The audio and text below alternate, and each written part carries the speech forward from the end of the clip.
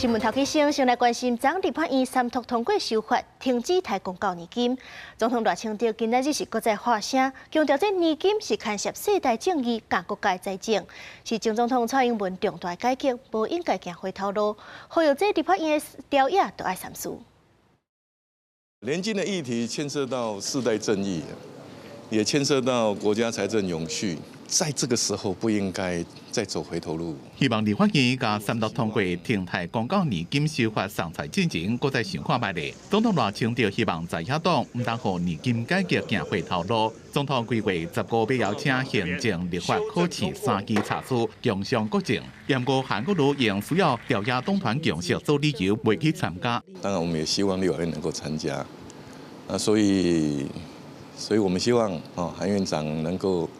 再考虑一下那我们知道韩院长也有难言之隐不过请他再思考一下。赖总统搁再向韩国瑜发会，严过敢若是话中有话。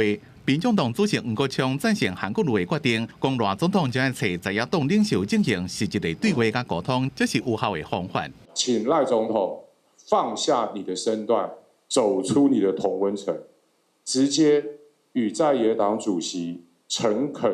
共商国事，才能够解决国家的难题。他个人的选择了，查去，当然去也可以反正表示意见就好，也不能参与做这个任何的决议，因为任何的决议的也是要立法院正式院会通过。